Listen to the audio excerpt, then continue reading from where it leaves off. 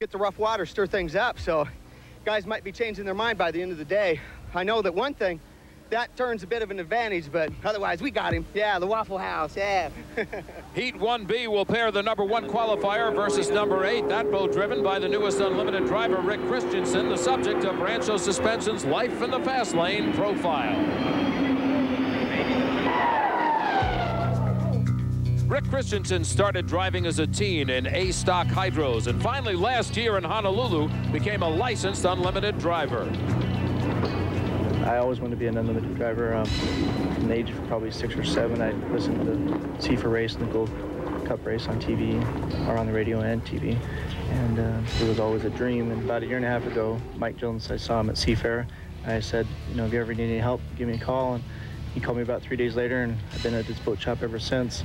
Started out doing basically the cockpit work and in general work from one end to the other. And by the end of the year last year, I was doing everything at different races. Mike Jones has been a friend for a long time. Always very upfront and honest. He's not a demanding person, but he has great character, and he's a very trustworthy type person. So it's been very good for me. Jones drove the U-7 most of last year. It's the longest and heaviest vessel on the circuit, and Rick has his work cut out for him. Particularly here in Phoenix, it's going to be difficult. It's a big boat. But Rick drove it in Texas, and he also drove it in Hawaii, so he's got a little seat time. Now, once we get back east to Detroit and the bigger courses, we'll be fine. Rick's biggest fan is his wife, Julie, who hopes to make all the races Rick drives and maybe bring their 2 children. But in the meantime, Rick will focus on horsing this hydro to win. I've raced almost everything before, and nothing's like these boats. You really have to admire the people that do this, because there's an awful lot of talent out there. It's not as easy as it looks on TV. Boy, is he going to face talent right off, too, in the form of Chip Hanauer in the Miss Budweiser. Rick Christensen will be aboard Ron's Rods and Customs, owned by Laurie Jones. And it looks right now, right off the bat, he has more than a problem with Chip Hanauer. He has a problem with his boat. His wife, Julie, looking on from the shore, realizing now that there is a problem with that boat. He may not get it going for the first race that he was going to be in. Meanwhile, the green flag is going out for the Miss Budweiser. Look at how that boat is balanced on the water. Boy, he had problems the first day of testing here at Firebird Lake, but you cannot see evidence of problems now. He damaged in practice no less than 2 rudders, Dick. Boy, he's got that boat tuned in, though, and it's very, very loose. The water is very flat here on Firebird Lake, and it doesn't roughen up too much except in that one turn we've been pointing out earlier where DeWalt Tools had problems. Other than that, it lays flat, so they've loosened the boats and tried to get them airborne as much as they can, and very little of that boat is actually touching in the water at this point. With Ron's Rods and Custom laying dead in the water, he's going to get 400 points unchallenged, but he gets a chance to test further. You know, I was talking to Ronnie Brown, the crew chief. They've changed the length of the rudder. They've experimented with different props and rudder combinations here at this small lake. He is really holding tight. He's taking advantage of this solo run to see how to drive that inside lane even better. Now, he set the top qualifying speed when he was running earlier this weekend, but now he is out there alone and going for race speed, and we are calculating the speed right now. The Zodiac lap speed, lap 2 at 143 miles per hour. Boy, what a shame. The rookie wanted to get his first test of competition. Report from the pits, he has a fuel problem. He's not getting fuel to the engine, is what we're hearing. He had a lot of problems with handling that boat a little bit earlier in the day when they were testing, but right now sits dead in the water, and that's the biggest problem he has got. The checkered flag is coming out now for the Miss Budweiser. An easy run for Chip Hanauer, but he had good speed all the way through. There you can see Miss Budweiser. Chip Hanauer will get 400 points. Rick Christensen will get no points for a did not start. Waffle House now prepping in the pits. They are putting a new prop on that boat. They'll try a different combination, see if they can get a little bit more speed. And Rick Christensen's day, obviously a very disappointing one so far. A long ride back to the pits. We'll be back with more in a moment. Unlimited Hydro 96 Thunder Tour presented by Las Vegas. The venue today, Phoenix, Arizona, the Gila River Casino Cup. And the next pair of boats ready to take the course. And it'll be the turbine-powered Pico's American Dream with Dave Philwatt, and he'll go against the reciprocating powered boat, which is Mitch Evans in Chelan's Mill Bay Casino. So it's the old versus the new, the turbine versus the piston packers. Let's go over to Steve Montgomery, who's got Chip Hanauer standing with him. Chip, it was just you and the clock. Did you run hard? Not really. It's unfortunate because I think this is Rick's first race, and I feel bad for him. But he'll take the win anyway, I'm sure about that, and hopefully Rick will get going a little later today. Now, Mitch Evans pilots the Mill Bay Casino. He holds nearly every record a piston hydro can. We got his thoughts earlier on this extreme course for this boat. It's unlike any other, that's for sure. Just from the lane positions and the shape of the course itself, it's got pretty good straightaways, but the corners are so tight, you have to completely cross the boat up to make it actually go around the corner, which in essence makes the boat cavitate. The propeller breaks loose, and then once it straightens out, it accelerates again. So it's quite a course, quite a challenge to run on. So far, he's having a lot better luck than Rick Christensen had in the last race. Let's get Rick's thoughts. Well, you got a lot of time on the water. It just wasn't the way you wanted it first time out. Was it? No, I don't know. We seemed to have some corrosion in one of the switches. It started to work and then just went out, so I'm not really sure. When it got a little bit of water in there, it just went right out. So I know you weren't expecting to win, but it would have been fun to run a couple of laps anyway. we were sure looking forward to it. We'll be back, though. So it is old against new on the course right now. Dave Bilwak in the turbine-powered U100. Mitch Evans in the piston-packed U3. There's the green flag. They are off and running on the inside lane. The turbine boat has the distinct advantage coming out of turn number 1. Pico's American Dream was the fastest single-lap qualifier of the weekend, 149.269 miles per hour. This is the Mill Bay Casino. It's the heaviest boat on the circuit, 6,700 pounds. And Dick, they lighten that boat in the off-season. Well, it looks like it's riding a little bit better, but it's got quite a challenge trying to catch that turbine-powered Pico's American Dream. It looks like Dave Bilwak really has that boat dialed in, and he is really going for it. Pico's American Dream, red, white, and blue, the predominant color on the boat. As he comes down the straightaway, he sets it up along the buoy line. Then he throws the boat into the turn. The skid fin catches on and explodes a rooster tail, a secondary tail. As he comes out, oh, he lost the back end. He fishtailed just a bit, but got it right back under control. My guess is he probably had watched earlier when DeWalt Tools had a problem out there and was somewhat prepared for the water in that turn. But he did a great job pulling the boat around. At the end of lap 2, Zodiac lap speed, 132 miles per hour for Pico's American Dream. And one more lap to go, and it'll be 400 points for a first-place finish for Pico's American Dream. Second-place boat right now is the only piston packer, as we said. Allison World War II fighter engines, turbo-powered in this boat. The turbo system returns and reburns the exhaust for added boost, and he holds every record in the reciprocating engine class in Unlimiteds. I'll tell you what, a lot of folks really miss those boats because that's where the term Thunderboat actually came from. When you had 5 or 6 of those on a course, boy, they sounded loud, and they were thundering. Here we come down for the checkered flag. Bilwak in Pico's American Dream, looking good. Takes the checkered flag. He'll get the 400 points to advance in the winner's bracket. Chelan's Mill Bay Casino, 300 points off to the consolation bracket. 130.3 mile an hour average, the fastest of the day so far here at Firebird Lake in Phoenix, Arizona. Mark Tate has been watching all day long how that course has handled the various boats. Now it's his turn. He's climbing aboard the Smokin' Joe's, getting ready for our next heat. Meanwhile, the Miss Budweiser camp getting ready for round 2 action. More in round 1 when Speed World continues. Jones in the U9 Miss X side, owned by his wife, Lori Jones. I mentioned earlier that the Smokin' Joe's team during the off-season made a lot of modifications, rebuilt the boat from stem to stern. And during qualifications, they again changed the boat. That's crew chief Jim Lucero with the planer. Lots of hammering, lots of changes being made right in the pit area. And they're coming up on the green flag now to start this elimination heat. The camel-powered Smokin' Joe's is the boat on the right. There's the green flag. Green flag signifies go. On the outside, it's Miss X side, Mike Jones driving.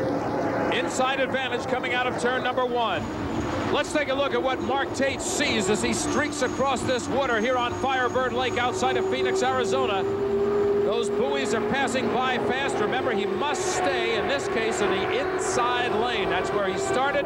That's where he has to finish. You can see he's got about a 7-boat advantage over second place, Mike Jones, in the Miss Exide. And again, we look inside the cockpit. Mark Tate, the national champion from 1995, driving toward the completion of lap number 2. The Exide, driven by Mike Jones. He hasn't had much time in this boat, Dick. He's got to get more experience for the Gold Cup coming up next. And you can see 131 miles per hour for our Zodiac lap speed for the Smokin' Joes. Mark Tate has really got the boat going. He's right up there with the fastest boats of the day as he continues to dominate in this race. There's the Miss Exide. These two boats really look very similar because of the yellow on the sponsons on both of them. Camel-powered Smokin' Joe's is doing its job out here, though, and we go back inside the cockpit, and there's trouble. Trouble for the Smokin' Joe's. You can see the water starting to come up over the front end of the boat. The question is, can Mike Jones in the Miss Exide catch and then pass the Smokin' Joe's? We don't know what the problem is, but the boat has definitely lost power. Now it looks like he's powering on again. But he's lost a lot of ground now as Lori Jones, the owner of the Exide, looks on, and her husband in lane number 2 on the outside trying to catch the boat on the right, the Smokin' Joe's, with less than a lap to go. Checkered flag is coming out, and Smokin' Joe's is back under power again. You see that exploding rooster tail. Steve Woomer, the owner of that boat, Smokin' Joe's, inside the cockpit now as Mark Tate looks up to see the checkered flag, comes around that final turn, bounces the boat across the water to keep his speed high, gets off it as he powers back on again on the straightaway, looking at the checkered flag. He is going to take himself 400 points back to the pits.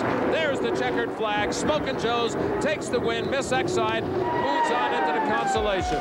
And he wins 400 points and moves out in the winner's bracket, but not without incident. Let's look at the Smokin' Joe's. He comes off that corner number 2 down the back chute.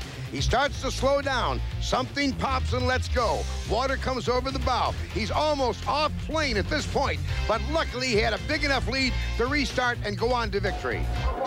Here's the final 4 advancing to the winner's bracket. Chip Hanauer in the Miss Budweiser, the U1, Mark Evans in the U99.9, known as Waffle House. Also the U10, Mark Tate and Smokin' Joe's. And the U100, Dave Vilwalk in Pico's American Dream. We'll be back in just a moment. Welcome back to Firebird Lake, the Gila River Casino Cup. Let's go down to Steve Montgomery, who's with Mark Tate, a semifinalist. Mark, what do you think? You'll have Vilwalk next round. Would you rather be inside or outside? Well, that'll be determined on the lapse time, and it's something I'll discuss with my crew chief. And, you know, there's a lot of things to find out right now prior to making that decision. Is it not as easy a choice as you thought it would be at this point? Well, anytime you get on a small race course like this, it's very demanding on you and the boat, and you know, you got to read the water and not make a mistake out there. If you make a mistake on this little race course, it's going to cost you.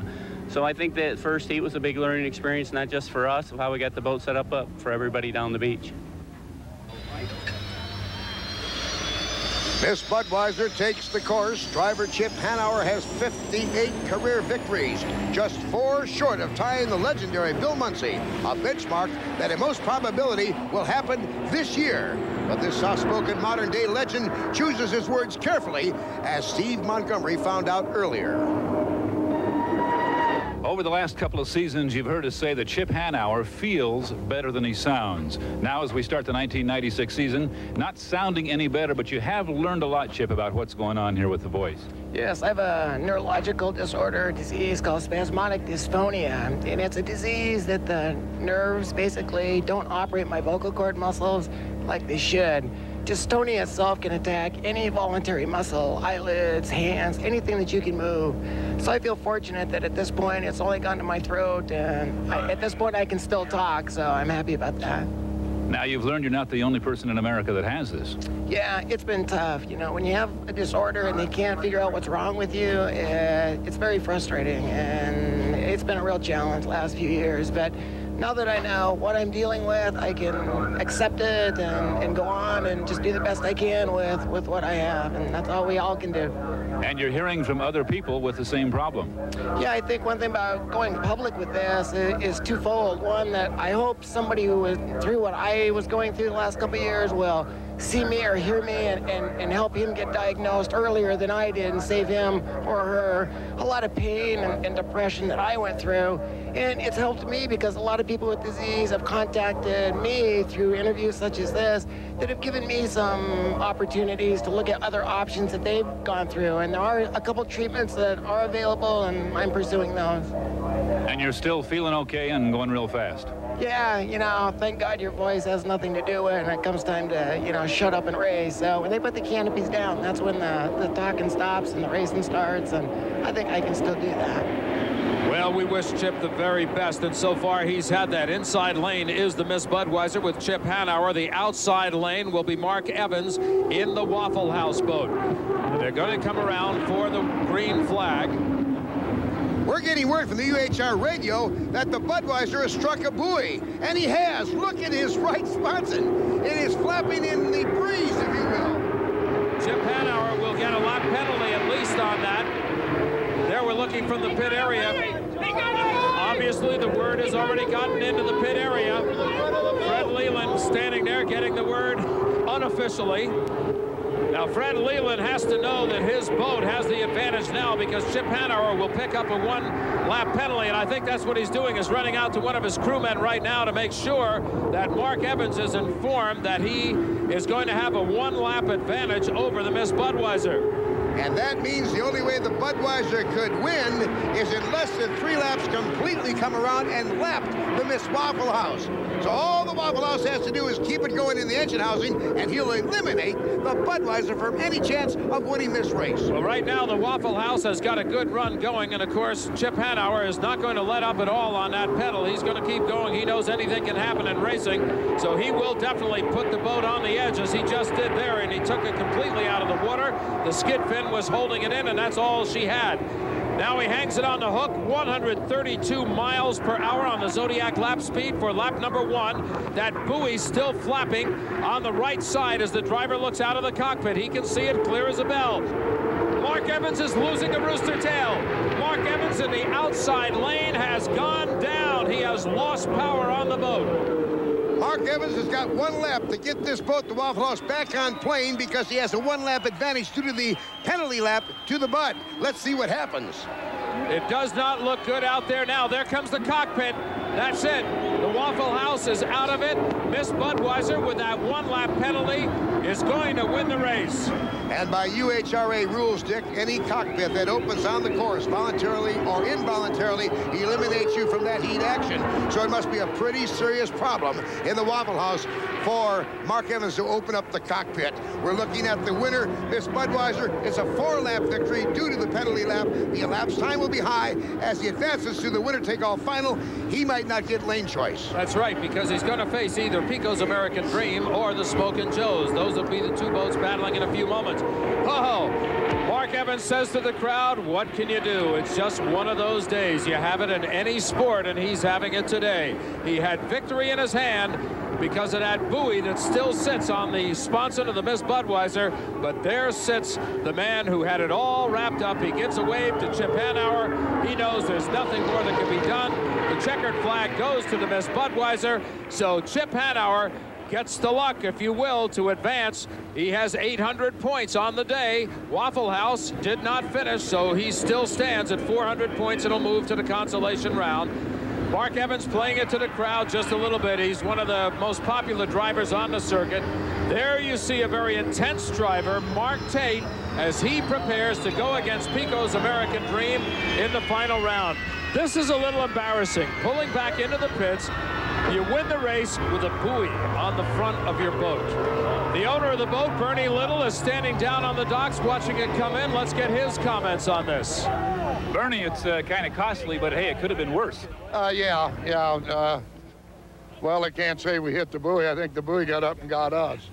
But anyhow, it's too bad. I'm sorry to see Mark break down because they had a good race going. And this keeps you in the winner's bracket, but it cost you some time. Yeah, it did, and it probably cost us, it could cost us a race because now we're going to have to go on the outside, and it's going to be awful hard to beat a boat on the inside that's running good. Well, you get a bad break. Well, at least Mark's got waffles to eat. We'll be back in a moment. Outside of Phoenix, Arizona, Pico's American Dream getting ready to face off against Smokin' Joe's as next opponent. Earlier, Steve took a refresher trip around a hydro in this Budweiser Performance Corner. Three-point hydroplanes get their name from the fact that they skim across the surface of the water with only 3 very small wet surfaces. When Chip Hanauer has Miss Budweiser at full song at 200+ miles per hour, only a little bit of the bottom of each sponson is referencing the surface, keeping the boat hopefully in the proper attitude. The other surfaces that are in or just above the water are way back here in the transom area. The rudder, of course, fairly small for a 28 to 30-foot boat, is responsible for the direction it goes, and underneath this top secret towel is a propeller, so secret that the teams really don't like us to show them to you. The other very critical running surface on a hydroplane is the skid fin. Not that big a secret, but very important to the driver. The draft of a hydroplane is so shallow that without the skid fin, he wouldn't be able to turn the boat. At 200 miles an hour, it would just slide sideways. The hydrodynamic forces here are incredible, and the skid fin is anchored to big struts well inside the boat. Well, the towels are off 2 of the props, off the Pico's American Dream and the Smokin' Joe's as they get ready for our final round of semifinals. This will determine the other berth in the final heat. There's the green flag. And we're off and running. Smokin' Joe's is to the left of your screen. Pico's American Dream on the inside lane. Inside of Smokin' Joe's, look at the rooster tail off to the left as he tries to catch Dave Villwock in the American Dream. The winner of this 3-lap shootout advances to the winner-take-all final against Miss Budweiser. The loser of these 2 boats can hope for no better than 3rd.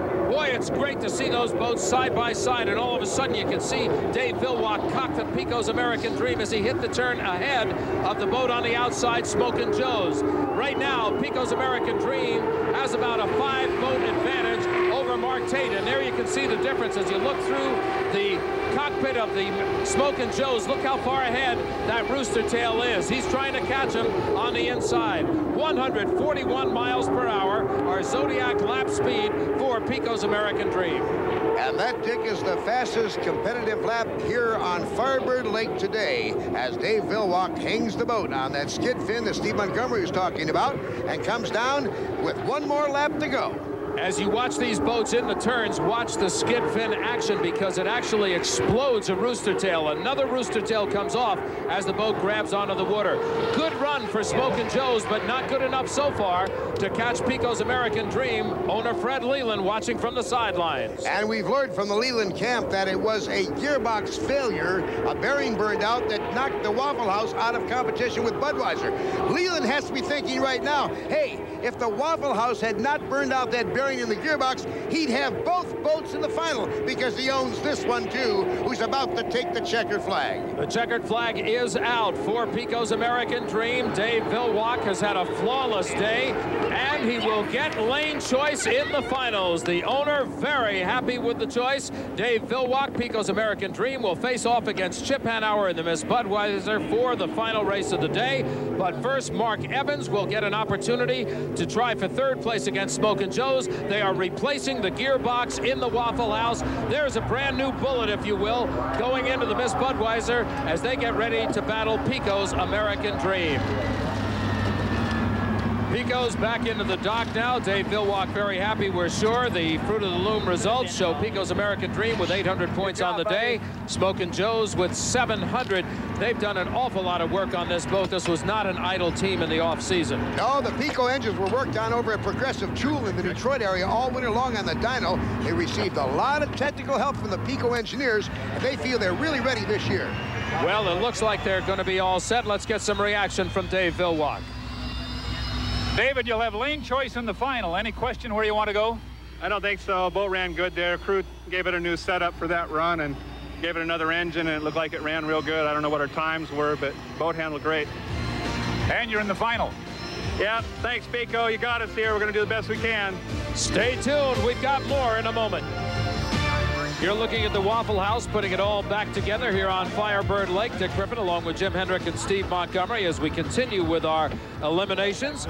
We are coming up on the final heat, but we had other action out there. You know, on the midway, DeWalt wins for best display. Take a look at this massive backdrop that was set up for a drilling contest using the electric drills. The fastest 5 screws. The winner did it 5 seconds. And the DeWalt team did all right in the consolation bracket as well. The losers in the first round went off to their own bracket. In 2A, Mike Hansen met with rookie Rick Christensen. Again, Christensen had problems. He was unable to get the Ron's Rod and Custom going, so DeWalt had a free ride. Mike Hansen virtually had the lake to himself. In Heat 2B, Mike Jones, who's driving the Miss X side, was on the outside lane. He gets his first unlimited heat victory because look at there. Mitch Evans lost the back end coming around the turn and spun the boat out. He fights hard. That's a heavy boat, and he fights hard to get it back into contention. But from there on out, Miss X side took it pretty easily. Steve talked to Mike after his first big win. Well, it's a victory. Nice job. That's your first ever in the Unlimited. That's right. We'll take it any way we can get it. We got to thank X-Side for helping us out. It does get rough on that turn, but you got through it better than Mitch did. Well, each time they tell me to go a little faster, so one of these days I'll get it straight. Then for 5th place, Heat 3A in the consolation eliminations, Hansen and the DeWalt Tools had the inside lane, and Mike Jones and the X side the outside. Well, DeWalt took to checker and 5th place, and our man Steve Montgomery was there again. He made a lot of changes over the winter. Too early to tell? Well, this course is awfully hard to learn much on in comparison to something like Detroit or Madison, but I think the boat's a lot better boat than it has been in past. I mean, we did have one problem in the turns, but I think just about everybody here has. In the competition cams unlimited lights, Dave Bender, the defending champion here at Firebird Lake from last year, took the lead again this year. He didn't let go. Mark Webber in the Pennzoil Pontiac battled for second the entire heat with Randy Haas in Miss Leroy. Now, it was interesting because Bender didn't have any problem at all from the start of this race. He is the defending champion here, but that was the only race that he won last year. Today, he starts out again, running away from the rest of the pack. Now, look at the battle for second place. It's Mark Webber on the inside and Randy Haas on the outside.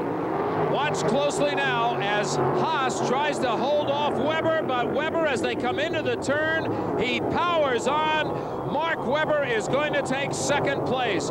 Dave Bender, meanwhile, has no competition at all. He comes across for the checkered flag. The competition cams results, Miss Personal Touch, Dave Bender, Mark Webber in the Pennzoil Pontiac second, Randy Haas, then the Pocket Mechanic and Hop Racing.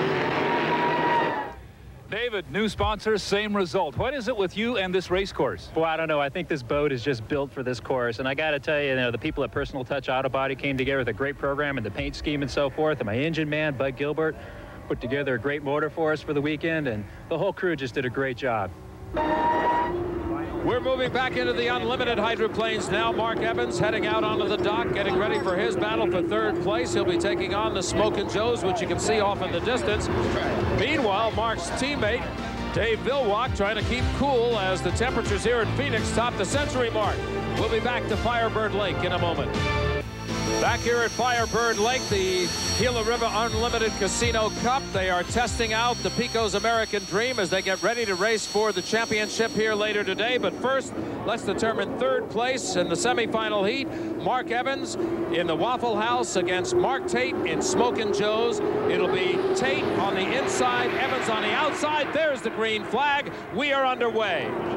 On the right of your screen, it is the Smokin' Joe's with Mark Tate out of Detroit, and from Chelan, Washington, following him through on the outside in the red boat, it is Mark Evans in the Waffle House. We'll see if the Waffle House can get up into contention on this one. The favored lane has been the inside lane.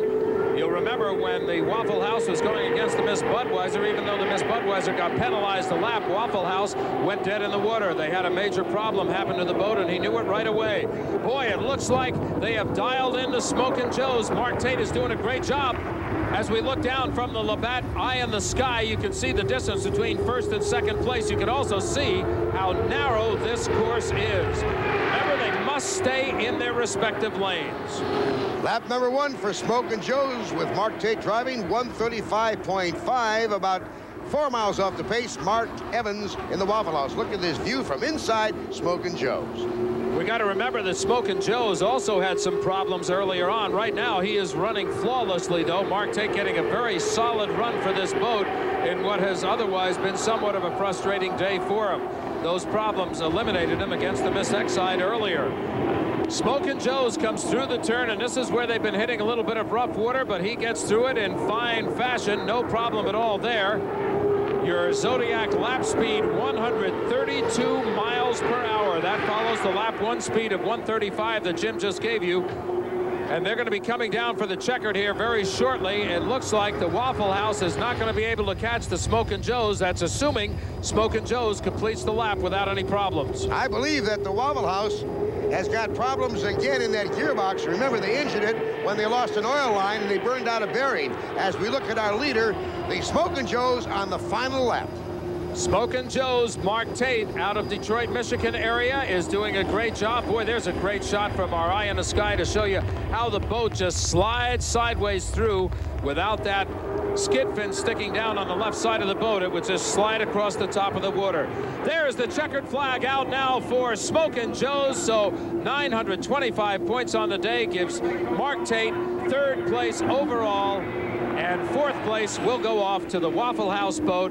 Mark Evans a little bit disappointed, I'm sure, because he had it in his hand when that bearing went in the gearbox, and that was all she wrote for the boat as far as the championship round was concerned. We'll see more action coming up here. There's Nate Brown, incidentally, former driver, now working with Steve Woomer's team. Also Sandy Tate standing next to him. Water coming up over the canopy as Mark Tate shuts the engines down on the Smokin' Joe, and he lets it kind of guide into the dock. Meanwhile, Mark Evans is already in, and Steve's with him. Well, Mark, you had a kind of an up-and-down day, wouldn't you say? Another rookie cruise, so to speak. Jeff Miner heading the thing up. We did a couple really good thrashes, so to speak, and got back out on the water. When we were out there running with the Bud, we blew a gearbox, which is not a really easy gearbox thing. Is not a really easy thing to change. And the guys got up there and thrashed and changed it, and we got out there at the last minute and gave a run. So I'm really excited about the rest of the year with the crew that I have. Chip Hanauer has his eye on a championship. Will he get it? He's getting in his boat now. Let's go back to Steve, who's got the Pico crew chief. Same setup that you used to qualify on the inside? Yeah, we got the same setup in that we ran against Smokin' Joe, basically. Good luck? Yeah, we think we can take them. We'll see how they do when we come back to Firebird Lake in just a moment. Coverage of today's event has been sponsored by Las Vegas, open 24 hours.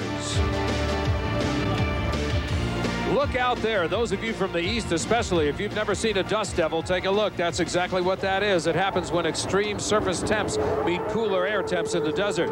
But that's not what owner Bernie Little is looking at right now. His eyes are on, you got it, the Miss Budweiser in the outside lane for the final heat, the championship. Now earlier, Steve spied a little device on that boat. Well, here's something new in the Budweiser camp, guys. We asked them about this flag that we noticed yesterday on top of the air intake above the turbine engine. And we got one of those kind of, if we told you we'd have to kill you sort of answers. Finally found out it actually does turn with the boat. As it's sliding sideways, this flag indicates the angle of attack of the boat. It goes back to the computer in the truck back in the pits, and they can actually tell how much Miss Budweiser is sliding sideways in the turns by the angle of this flag. As the boats come around to take the green flag, we've got a report, and it is just a report that the Miss Bud may have hit a buoy in the warm-up lap, but there is no sign of it on the boat. There is the start of the race. And if indeed he did hit that buoy on the outside as reported, they could rule against the Budweiser and give it a lap penalty. But as of now, we have one heck of a race going, and this is a 5-lapper in the finale. Well, Pico American Dream took the inside lane. He had lane choice. That put Budweiser on the outside. Now, that boat is probably set up for the inside lane. We'll see just exactly how it handles. It gets very, very light as he comes down. The Labatt eye in the sky view, again, giving you a good shot as to the margin between first and second. You can see the inside boat, the predominantly blue Pico's American Dream, has taken the lead and is in command at this point.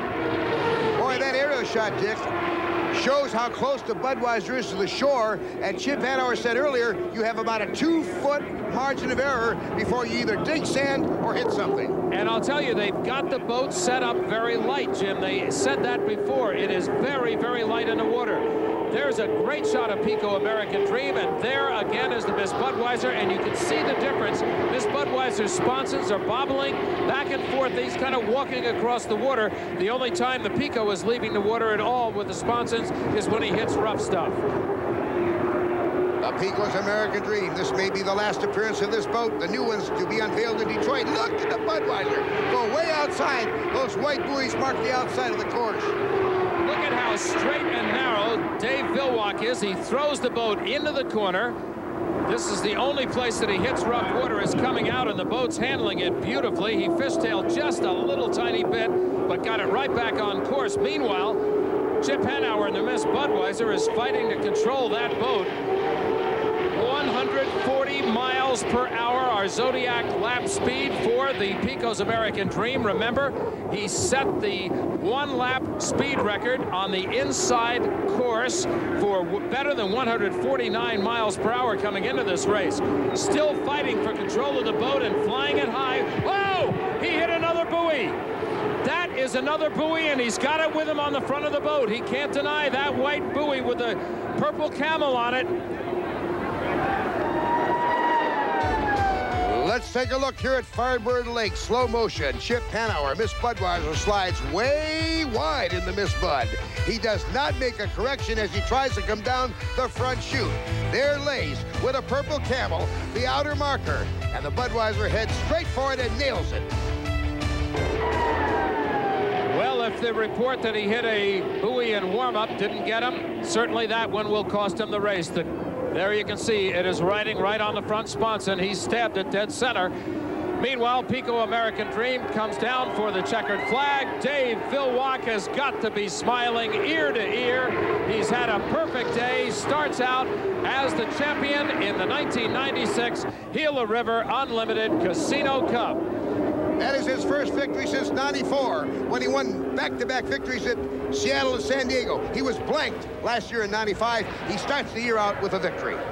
And he'll get that victory lap in now before the crowd. Dave Vilwalk waving back to the many fans. There's the disappointed Bud boat coming in with a buoy on the front. And here's your O'Jules High Point Championship standings after race number 1, with Pico's American Dream leading the pack. A very disappointed Chip Hanauer has the Miss Budweiser back in at the dock, already talking to his pit crew. Meanwhile, Dave Vilwalk, he's ready to celebrate. David, nice way to start the season, huh? Yeah, we're back in the win column. You know, it's been a long time. We went through a pretty tough year last year and no wins, you know, and you know, Larry Wisney, all the people at the Arlen's Test Facility, the people at Pico, you know, got us with, you know, just tremendous equipment, good propellers, great motor program, and boy, it showed with the old boat, we got 2 new ones in the shop. I can't wait to get to Detroit. And speaking of Detroit, the Gold Cup will be broadcast live on June 2nd. Unlimited Hydroplanes on Speed World is a production of Diamond P Sports in association with ESPN.